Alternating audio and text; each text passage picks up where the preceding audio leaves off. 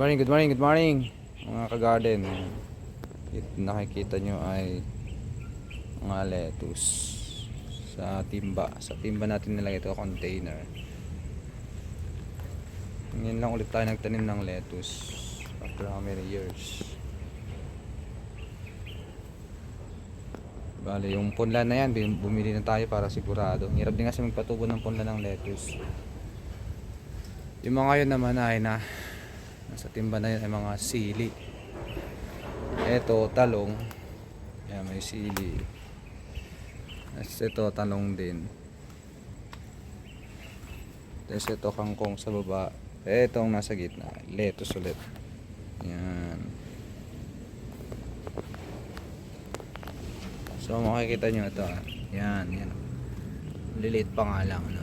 Pero ano yan, malapit na yan. Yan, tawag natin dito ay container gardening. Yun, no? Ito naman yung lettuce pa na iba.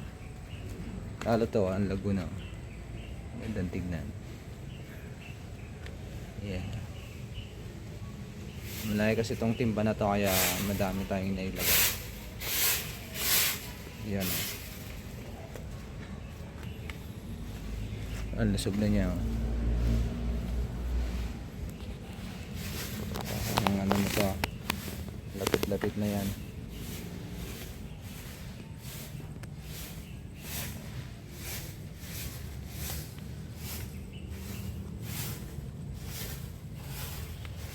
Yaw.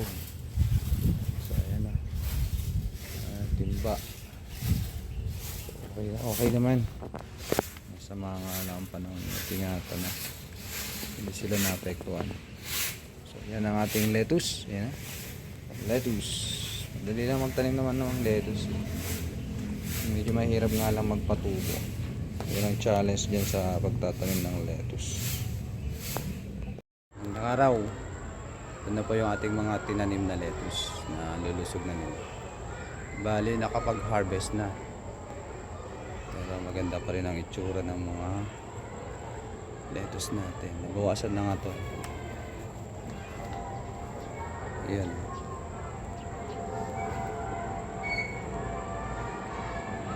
Lusog ng ating mga lettuce. Lettuce sa container gardening po ito. Yo. Bale, ang ginamit lang natin dyan na pataba yung organic. Ayan, organic yung ginamit natin pataba. Ayan nila, oh.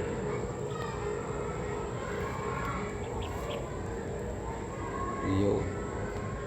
Sarap ng pitasin ng mga dahon nila. Ayan, oh. Ang ganda ng mga dahon na.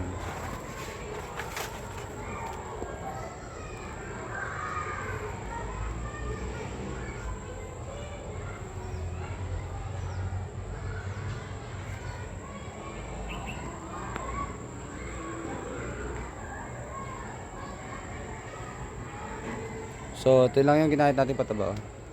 Yung dahon nito, dahon ng kakawate na yun. Para maganda lagi yung ano, lupa.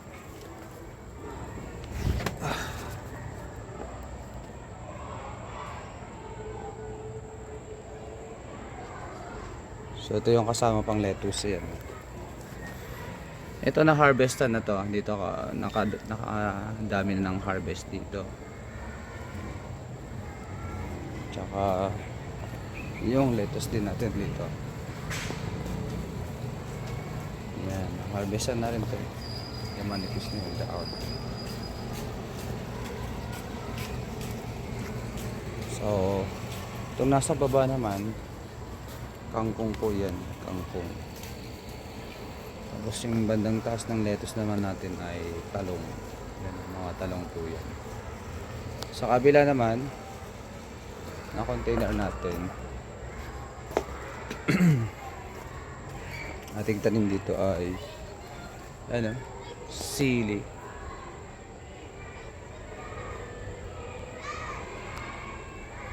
Mga sili yung ating tanim dyan. Sili. Yan. Puro sili oh. Damo na nga eh. Yan. So yan yung ating mga tanim na lettuce.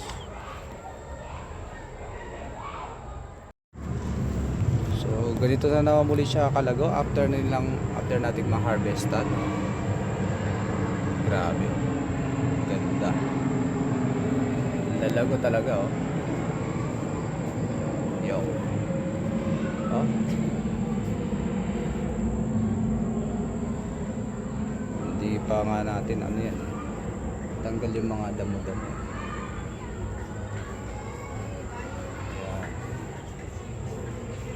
So kita nyo, napakalago talaga ng ating mga lettuce dito sa ating GPP. Oh.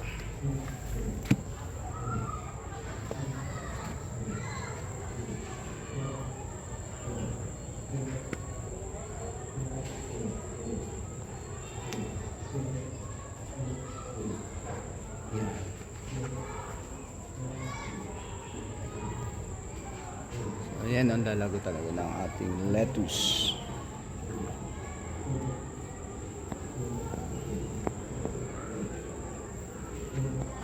So magtanim na rin kayo para meron kayong sariwang aanihin. Ang ganda ng dahon. Yun.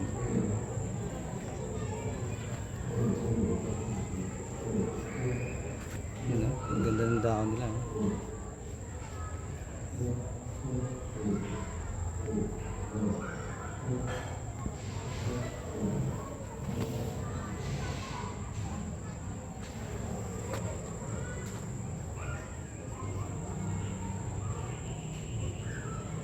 So ito naman sili po yan, may mga bunga na rin siya.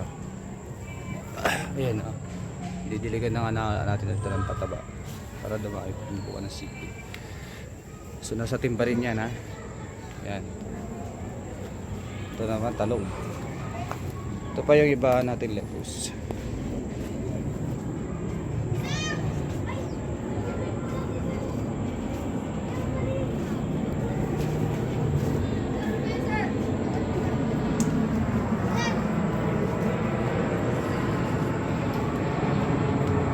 Antay yun ako doon. Pupunta na ako CF.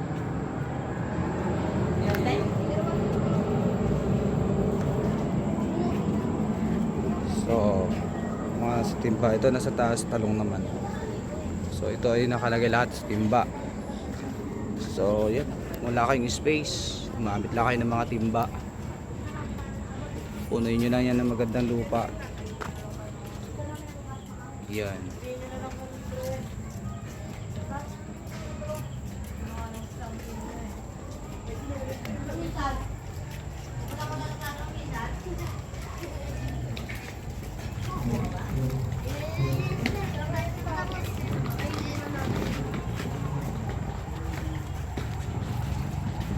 Yan, punuin ng magandang lupa.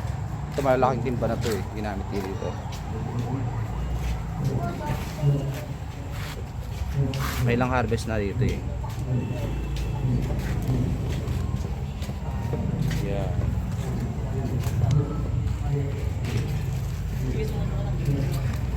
So puro container yan. Ito kangkong nasa timba rin. Puro container. So ito yung aming pataba na ginagamit. Punong-puno yan.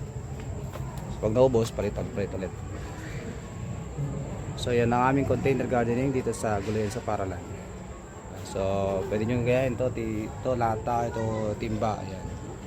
Ayan, timba. Puro timba po yan. Timba po yan ng mga pintura ha. Ito naman mga paso sa ilalim. So paano, hanggang dito na lang. Happy gardening mga ka-garden. Good morning kagulay, ka-garden, gala. Ka-GPP. So nag-harvest kami ni Ma'am Dia, siya ang aking videographer. Ayan o, lettuce.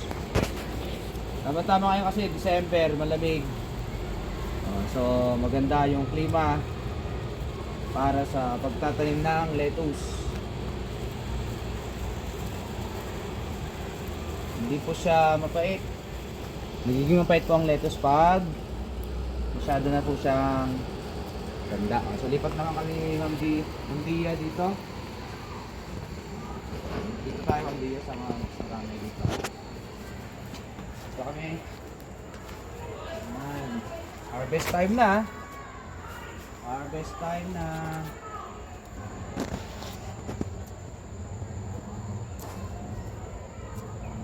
Yun.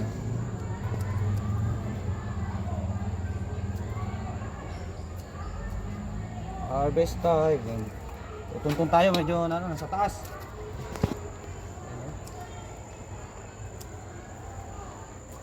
Yan, yan. Ginugupit natin kasi magdadahon po ulit yan. Magdadahon siya ulit. Yan.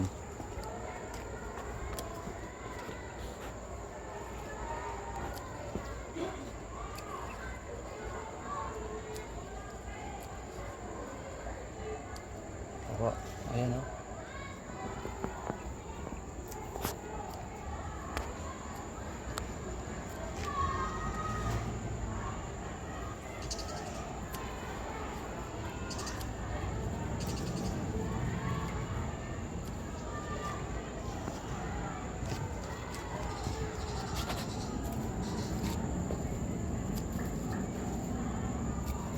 Tingnan lang, wala pang klase si Ma'am Dia.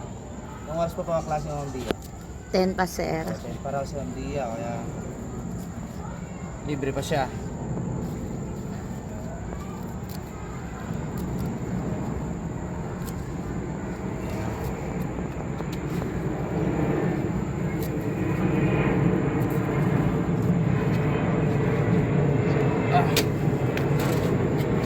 Ayan, oh.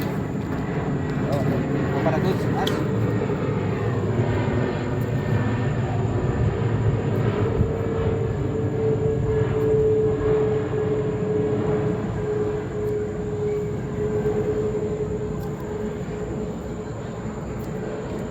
Yan.